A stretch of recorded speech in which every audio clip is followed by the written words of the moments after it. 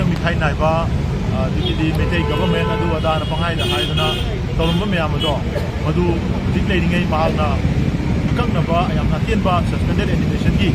मतम असिगी मनुंगदा गवर्नर अमा ओइना महाकना इंडिया की प्रेसिडेंट की महूत सिल्लगा माना चार्ज लौरिङै मतम असिदा लॉ एंड ऑर्डर सी रिस्टोर तौब ngamdnaba नॉर्मल सी पुरक ngamdnaba मथौ ताबा थबकसिंग लौखत्बियु हाइबा प्रपोजल सिंग मसु मागी मफमदा थंजरमे अहुम सुबदा अखोगी suspension of operation agreement sign तौरग लेरिबा ग्रुप सिंग मरुएना यूपीएफ अमदि केनो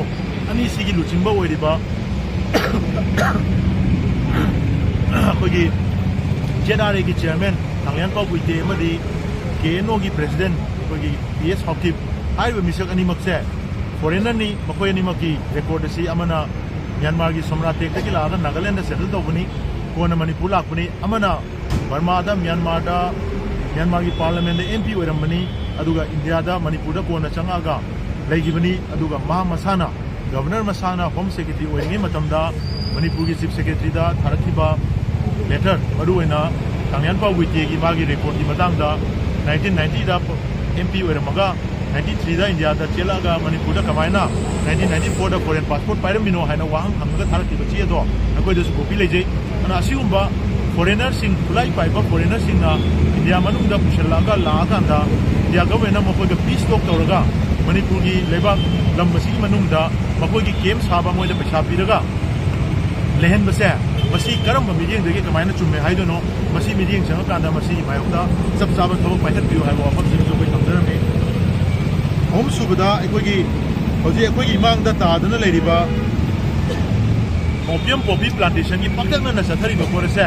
मसी नार्को टेररिज्म की मयेक लारब खुदमनी नार्को टेररिज्म की मयेक लारब खुदम की पार्ट अमनी अखोइगी स्टेट की पॉलिटिक्स मोइना कंट्रोल तौसनद्रिबा स्टेट की लॉ एंड ऑर्डर डिस्टेबलाइज तौरिसे मसी नार्को टेररिज्म की चप चाब मधुगी डेफिनेशन दो फुलफिल तौरबनी अदुना कॉपी थाबद यावरिबा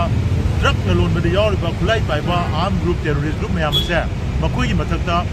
मणिपुर गवर्नमेंट अमदि इंडिया गवर्नमेंट सब चाब थबक लोखत्पगी तंगाई पुदब लई हाइबा वाफम से थमजरमगलोना हाइरिबा अखोइगी इंडिया की ओइना लेरिबा अखोइगी एनडीपीएस की एक असे याम सोली मधु सोनमना मरम ओइरकांदा खा नोपो एशिया की साउथ ईस्ट एशिया की अदुंगलबा तोंगान लेबाक सिंदी गोल्डन ट्रायंगल की मखादा लेरिबा लेबाक सिंग असिदी ग्राम 10 की मथक्ते हेक फाव मतमदा डेथ पेनल्टी पी अदुबु डेथ पेनल्टी सी इंटरनेशनल फोरम दा क्रिटिसाइज तौब तारगसु डेथ पेनल्टी मक इंडिया न पीद्रगसु चैराबसे एमेंड तौथोक्तुना एनडीपीएस एक असिगी मागी एक असे एमेंड तौथोक्तुना पनिशमेंट असि खरा हेना हेवी ओइबा पनिशमेंट पीरकांदा मफम असिदा यामना फेवरेबल ड्रग की ट्रांजिट रोड अमा ओइरिबसे मसी डिस्करेज तौननबा इनिशिएटिव लौबियु अदुगा अखोइना ममांगी हप्तादा प्राइम मिनिस्टर दा मनि नॉर्थ ईस्ट की चीफ मिनिस्टर सिंग दा पिजकिबा मेमोरेंडम अमगी खुथांगदा अखोइना मणिपुरदा अखोइगी डेडिकेटेड नॉर्थ ईस्ट की ओइबा एंटी नार्कोटिक ब्यूरो अमा एस्टैब्लिश तौबियु हाइबदो डोनर मिनिस्ट्री लेरिबा नॉर्थ ईस्ट काउंसिल ओइना नॉर्थ ईस्ट की डेडिकेटेड ओइन लेरि सुमाइना anti narcotic north east anti narcotic bureau अमा सेमदनबा इनिशिएटिव तुसु लौबियु हाइना गवर्नर की मफमदा अखोइ थमजरमबनी अदुगा कॉपी थाबन मरम ओइरगा कॉपी थाबगी फोटो मैसिव कॉपी प्लांटेशन तौबा डिफोरेस्टेशन तौबा गवर्नर इसासु उबिरमनी अखोइदसु उरे अखोइ सानसु थेंगजरे मसी खंगना मसी फौदा अखोइना मोइ मथक्ता चप चाबा अकक्नबा अखोइ एक्शन लखतना लेबसिना मरम ओइरगा यामदा यामना लान उबो पोट खर लei मसीगी मायोक्ता थबक चंगन बिउ हाइबा वाफम सिंसु थमजरमी अदुगा अखोइगी मणिपुरदा अखोइगी मरुवेना मणिपुरगी मियामना हुजिक थोइबा क्राइसिस असदा हुजिक थोइबा क्राइसिस असदा अखोइ मरुवेना मेजै खुनाइना मसीदा चोंजिलगा यावदना थेंगननबगी अखोइ चपचाब अखोइगी एजेंडा लेबा नते अखोइदी मखोइना म्यान मेगी तांगोमदा हरुखिबदा खुलाई पाइगा लान तासलपा अमदि स्टेट की लेरिबा सिक्योरिटी की अरेंजमेंटना मतमदुदा खुदकता अखोइगी नाथोक्तिबा खुंजा सिंह विलेज मयाम असि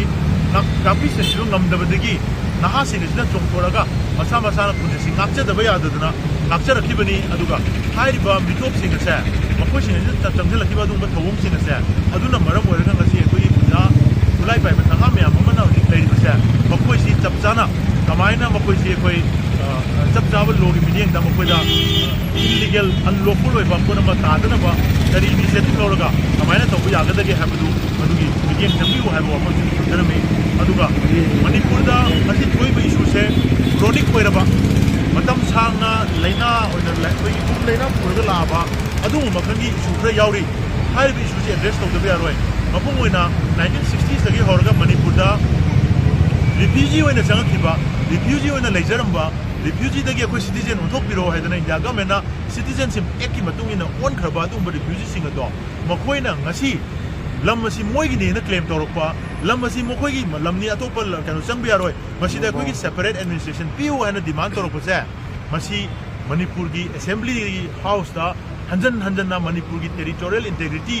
kahen bi yaroi masi kai dana ba manipur gi house na koi ware lowi hadana ware kayara khan low khaba ware basi gi mayok da separate administration piu hana demand toriba se masi India gi medium da anti national oiram da ba taraga su manipur gi medium da anti state ni ana masi gi bapor se encourage tawum thokte masi discourage tawgadabni haibu wafam si koi samjarami aduga kon bada koi gi apna haijabasi tielaba hodik suspended animation gi tenure sigi manung sida koi gi honorable governor na charge puri gi matam sida miyam asida su president rule gi yamna traumatic of experience miyam am lei gi banina miyam da kodang kusong na ba langtak na ba adu report miyam am lei no high report cha itak phatha binana bai dongta governor na formal ko miyam da ko message ado bidana yaraga di ko press meet ko to birakanda manipur miyam da nakal primo ki lei miyam sida achumba asenba judicial ko wafam si aduga pai bi ngai matam sida president na isada ko governor da pausinegi matam sida lokhat bigada ba tangai phadaba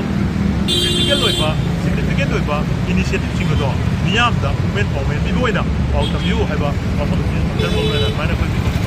governor you reply ke lagi governor na habi base apai nakal ni makta bichang thai kem ta na dana amagi apoi gi miyeng bichang changna dana koi chaptana thabak tongna na bona gani maside sidai koi apoi rongi site gi su miwonda koi gi kai hoba provoke to ba thabak to bi gano asura kan site gi to wanda na ba ko bona gani duga